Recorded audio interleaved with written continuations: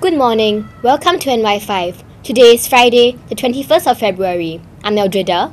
And I'm Xin Hui. Have you ever got into one of those awkward situations where you bump into your teachers in public and not know what to do? Have you ever bumped into your students in public and not know what to do? Here's a handy survival guide on taking evasive measures in the face of danger. We hope it will prove useful. So here I am, la la la, peacefully walking along the streets of good old Singapore and minding my business. It's a sunny day. The birds are chirping. Oh wait, they aren't really chirping. It's the construction. Is that Mr. Chang? Oh man, what's he doing here? Is that his girlfriend? No way, she's way too hot for him, and also way too tall. He looks like a midget standing next to her. And he has no fashion sense. How did he ever get a girlfriend? Man oh man, how do I get out of this? Option 1. The safest way, of course, is to reacquire kia. Attempt to make eye contact with that teacher as you walk past and bow politely. Option 2. If you are not in the mood for option 1, then simply employ the H.O. sulky teenager look and pretend to be buried in your phone as you try and fail to get a score of 100 and above for Flappy Bird. Option 3. This one takes a bit of practice and good timing, but it's definitely one of the oldest tricks in the book. Just when your teacher is about to walk past, then look up, point at the sky, and very loudly shout, "What's that?" Amidst the confusion and distraction, simply run away as fast as you can. This is when drama class really pays off. Option 4. It's time for disguises.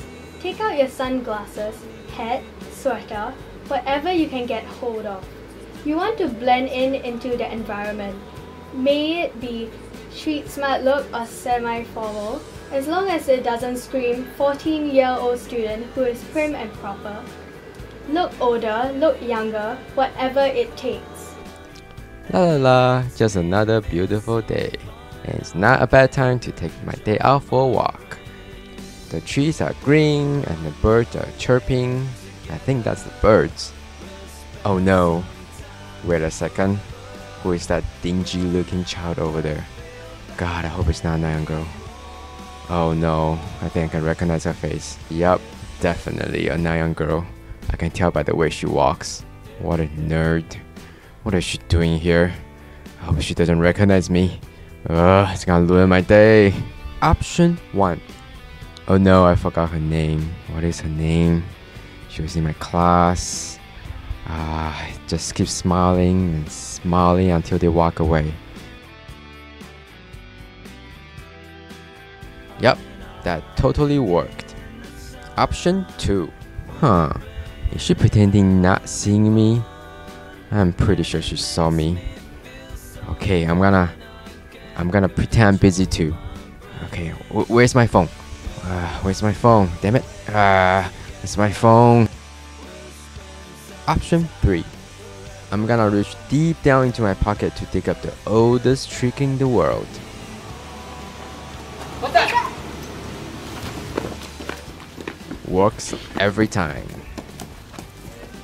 Option 4. Oh man, here she comes. Is that her? What the hell is she wearing? Okay, I should try to disguise myself as well. Okay, let's see what's in my backpack. Yup, nobody will ever recognize me. Totally worked. Time to go by and focus on my date. Hi, I'm Mr. Chang. I was acting in that video. Hi, I'm Eldrida. I actually wrote the script for the whole student meeting the teacher feature. If you don't already know, that script was actually a gross exaggeration of the entire situation. Actually, I saw Eldrida on the street once. I just tapped on her shoulder and I said hi. My mom was with me, and when she saw him, she was asking me if he was my friend because he didn't look old enough to be a teacher. So I guess the point is that there's really no need to be embarrassed about seeing teacher on the street. There's no need to go out of your way to avoid or to greet the teacher. Just, let them be. So what should you do when you run into teacher outside of school? Personally, I think that if you're already making eye contact with that teacher, then yeah, just like kind of like, you know, give an awkward little bow, like at least acknowledge that teacher's presence, you know, especially if the teacher knows you by your face or by your name. I hope you guys enjoy the feature, and yeah, thank you. Thank you. This is just a disclaimer that NY5 will not be held responsible for the effectiveness of these tactics. Next up, Ginny Lee and Iwan will bring us a special report on the lunchtime performance held by Strings Ensemble on Tuesday. Reporters, please. Hello, we are Jin Lee and Iwan reporting from NY5. As you can see, we are currently standing at the school's backyard garden, and the string quartet is now having their lunchtime performance. Hosted by the performing CCAs, the teachers, the lunchtime performance is back in the year. Today we are having the second lunchtime performance of the year by the string quartet at the backyard garden. So what are we waiting for? Let's go see some of the highlights of this performance.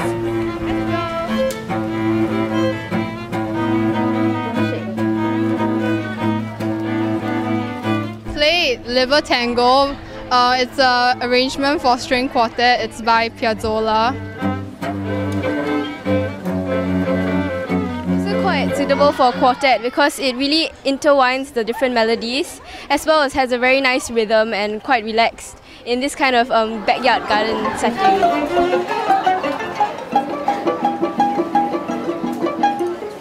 And our second piece is a string quartet by Debussy.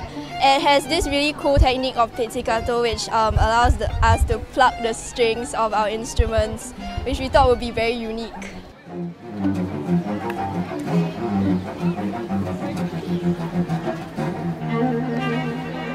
Well, I thought it was pretty impressive. I really like the string quartet's performed pieces. Yeah, I would like to see more of the same performances in the cafe, near the cafe area. Yeah. How about you? I think it's great, but too bad I don't know how to appreciate it. Yeah. Hi, I'm Wei Ting, Head of Performing Arts 2014. Today was our second lunchtime performance. The first one was by Delt and today was by String Quartet and is held in the backyard garden. It was a very good performance. So how do you sign up for lunchtime performances? Oh, you can go to Mrs. May's host pigeonhole to sign up. There will be a sign up sheet at her pigeonhole there, or you can email me.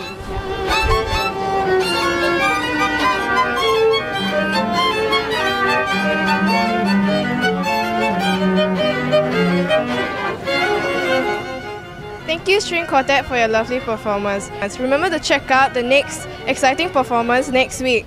This has been Iwan and Jenny Lee reporting from NY5. Thank you. Thank you, reporters. If you've enjoyed the lunchtime performances so far, rest assured that there are many more to come.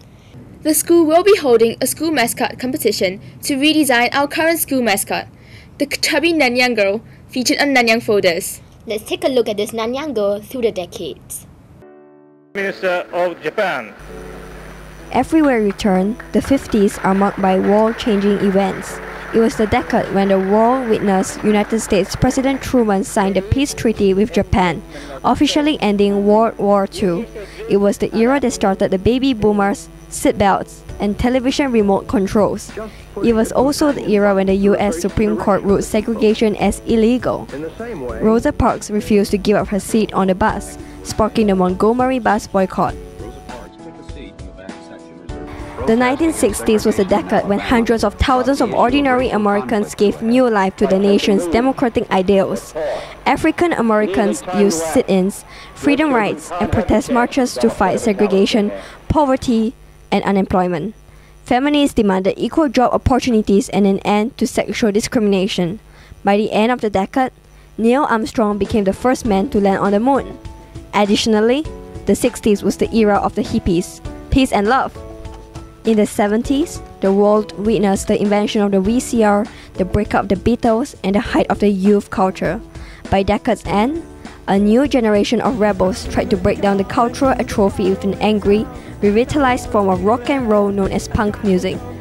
The time period saw great social, economic, and general change as wealth and production migrated to newly industrializing economies. New economic powerhouses began to take serious foothold in Thailand, Mexico, South Korea, Taiwan, Singapore, Hong Kong, and Japan. The Berlin Wall fell in 1989 to mark the end of the Cold War. The 90s was a decade of personalized computers, mobile phones, video game systems. The internet began becoming widely used. Boy bands dominated the market.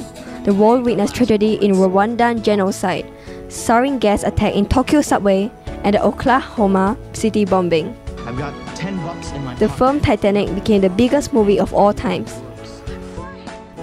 Now we are in the 2000s. This is the era of the Generation Y. Smartphones, Web 2.0, Lady Gaga, and K-pop.